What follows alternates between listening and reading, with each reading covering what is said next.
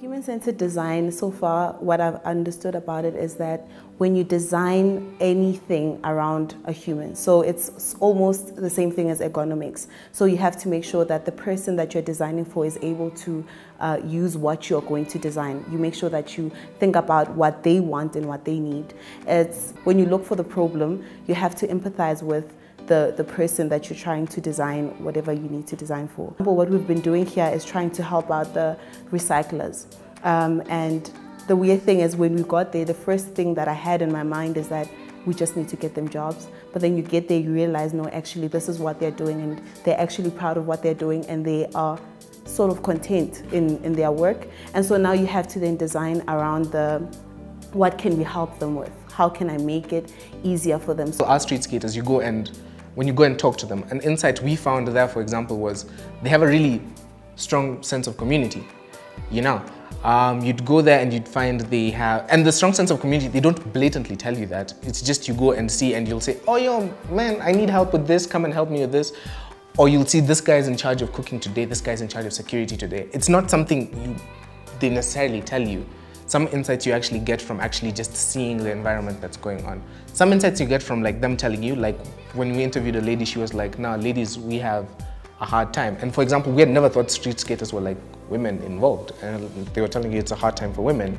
They're faced with rape and then they're faced with that. That's an insight they kind of told us. The thing I didn't know is that they have a system and it is community centric and it's specific to its community, and they train each other to actually do this. It's not just something that you wake up and do. It's something that is already been there. It's running and it's been running for a while, and that's something that I actually didn't know from before. In finding the problem, we had to then ask questions around what might be the problem, and then they then speak on sort of like the challenges they face every single day, and then you find a way to design around that. So the problem statement is kind of, you find it during the conversation. We use that insight to kind of build a better frame or a better understanding on what we exactly were trying to use. Then we fitted that back into the user journey, and we kind of like found out, okay, so this is the frame we'd want to build up more on. What use is there for you to come up with a solution if no one can actually use it? It's like you wasted time and you wasted your resources. So when you know that every single thing that you design for at the end of the day is going to be used by a person or an organization. So when you then make sure that you find a problem and solve it around a human being, you're then going to make sure that you know that it's going to be used because you're designing it for a human being. Prototyping isn't necessarily getting a really cool build to go and show them.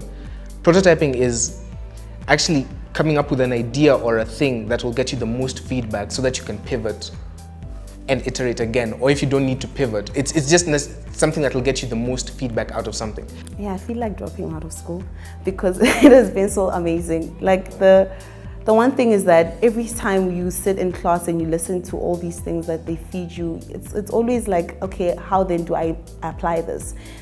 So when we are here, it feels like we're already employees, sort of. Now I know if I go to work after my graduation, I know what I can use or what I can do, how to deal with people as well, because we're always just dealing with each other in class. So what I've experienced here, and also the layout, is quite exciting. It's like I'm free to actually do what I want, but also make sure that I meet up the objectives of the company, of course. But the experience has been awesome. Like, I've been learning more than I've learned, I think, in 2 years of my life. Yeah.